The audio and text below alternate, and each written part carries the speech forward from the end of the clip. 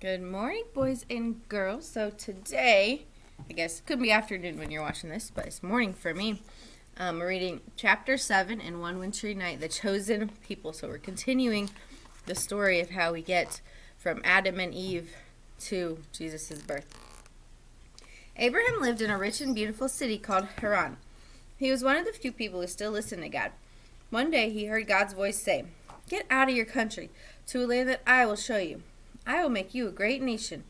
In you, all the families of the earth shall be blessed." And that's in Genesis 12. Abraham was 75 years old. Leaving home was hard, but he obeyed God. Taking his whole family, he traveled by camelback to the new land. For many years, Abraham and his family lived in the country which was called Canaan. Then, during the life of his grandson Jacob, also called Israel, there came a great famine. To find food, Israel and his children left their homes and moved south of Egypt. Here they settled. At first the Egyptians welcomed them, but after many years they turned against them and made them slaves. For hundreds of years the Israelites sweated and strained for the Egyptians. It seemed as if God had forgotten his promise to make them a great nation.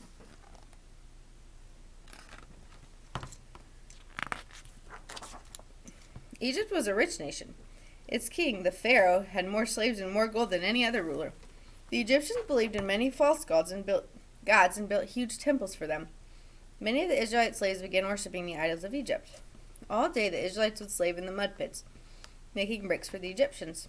Then at night, while their masters were chanting and singing in the great temples, they went back to their tiny shacks.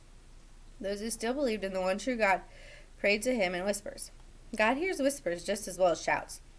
He lives in slums as well as in palaces, and he heard the Israelites' desperate prayers for help. Even though these descendants of Noah disappointed God, he still loved them. So once again he prepared a leader to rescue his people. God found a faithful man named Moses and told him, "I am sending you to Pharaoh to bring my people out of Egypt." Moses knew Pharaoh would be furious when he heard the plan. After all, why should a king agree to let his valuable slaves go free? But Moses obeyed God. He went bravely to Pharaoh and said, "Thus says the Lord God of Israel, let my people go." As Moses expected, Pharaoh turned red with anger. "Who is this Lord," he roared, "that I should obey his voice to let Israel go?" In his fury, Pharaoh made the children of Israel work harder than ever. To make Pharaoh change his mind, God sent many plagues on Egypt. One was a plague of frogs, green slimy frogs. Thousands and thousands of them covered the ground. They were everywhere. The Egyptians stepped. Frogs hopped into their beds, jumped into the dough when the cooks tried to make bread. The Egyptians prayed desperately to all their gods to take the frogs away. The sound of croaking only grew louder. At last, Pharaoh begged Moses to pray to his God. "If your God takes the frogs away," he promised, "I will let your people go." He was lying. When God took the frogs away, Pharaoh laughed. He didn't let the people go. So God sent more plagues to the Egyptians: gnats, flies, boils, hail, locusts. Everywhere people were itching and swatting and scratching and ducking hailstones, and they began to starve because the locusts had eaten all the food. Now God told his own people how to survive the most dreadful plague of all. Each household was to get a perfect little lamb. When they had killed it, they were to put blood on each side of the door and on the top. God called this his Passover. For wherever he saw the blood, his destroyer passed over that house. On that dark night, all the firstborn sons of the Egyptians died. Pharaoh was awakened by the terrible sound of weeping. His wife was holding their dead son. Through their tears, she glared at him accusingly. All over the land, as mothers discovered their dead sons, cries arose until all that could be heard was unbroken wailing. Now Pharaoh was truly terrified. He sent for Moses, then begged him to take his people and leave at once. So the children of God, well over 1,000,000 of them, grabbed their belongings and hurried out of Egypt as fast as their legs could go. But once more Pharaoh changed his mind. While the Israelites were resting at the edge of the Red Sea, Pharaoh and his army came chasing after them. The sea lay in front of the Israelites in the dust, and the dust cloud of Pharaoh's powerful army was quickly closing in from behind. They were trapped. Suddenly there came a mighty east wind. All that night God blew back the water of the sea until a dry path appeared right through the middle of them, with the water wall on either side. The children of Israel hurried through the opening in the water. So I skipped some pictures. And we learned about this last week. We learned about the plagues and Pharaoh and Moses. When the Egyptians tried to cross after them, the water rushed back in with a thunderous crash. Armor and chariots crashed and shattered. Horses reared, rolling their eyes and snorting in terror as they threw their riders. Then all fell silent except for the lapping of the waves along the shore. Pharaoh's mighty army was never seen or heard from again. At last, the children of Israel were safe, and they were free to worship the one true God. On a mountaintop on the other side of the sea, God gave Moses the 10 Commandments and other laws to help his chosen people know how to live. In time, God led them to the land he had given Abraham many years before. It was to this land and among these people that God planned to send a Savior to rescue the human race once and for all. God had chosen the people, the place, but he's waiting for the right time. The grandfather clock struck 10. The woman looked up. The fire dwindled to a heap of glowing coals. The boy was watching her with wide eyes, but there were shadows under them. "Well, I never!" she exclaimed. "Time crept up on us while we were in Egypt, I guess." "It's interesting," the boy protested. "It can wait until morning," the woman said. "Come have a cup of hot milk and some pie and then hit the hay." She set about getting the kitchen ready for the next morning. Meanwhile, the boy, with his sprained ankle soaking in the pan again, ate the pie and washed it down with warm milk. "Sleep well, Zeb," she said as he got up to go to the guest room. "Night, ma'am. Thank you for today." Trouble after trouble. Early the next morning, the boy woke to the still whitened world, snowflakes tumbling down thickly. Easing himself down the steps beside the high bed, he limped across to the kitchen where the familiar smells of breakfast welcomed him. "Good morning, Zeb," the woman smiled. "Sleep well?" "Good.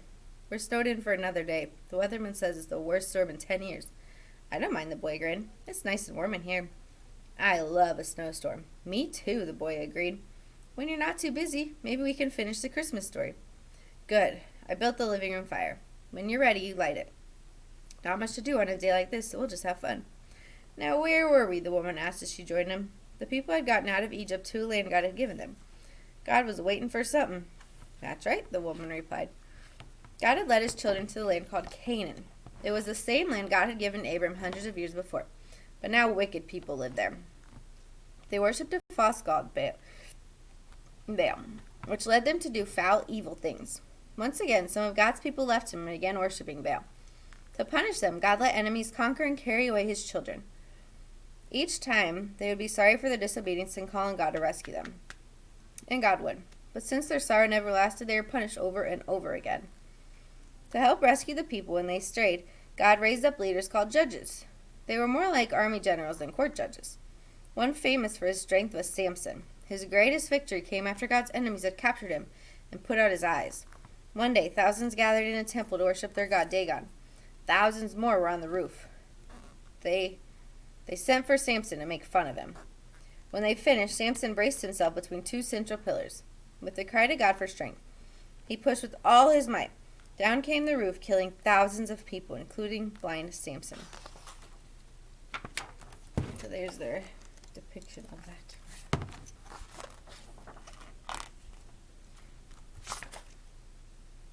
Israel's last judge was Samuel. When Samuel grew old, all the elders of Israel came to him. "You're old now," they said. "Make us a king like the other nations." Samuel answered, "But you already have a king. God himself is your king." "We want a king we can see," they demanded. "A king like other countries have." Samuel did not like this. He prayed to God. "Listen to the people," God said. "They haven't rejected you. They've rejected me." So Israel received a king named Saul. Saul was tall and handsome, and he looked like a king. But he soon turned away from God, so God left him. For Israel's next king, God chose a shepherd boy named David. David was the young man who killed the wicked giant Goliath with only a pebble and sling, and cut off Goliath's head with his own sword.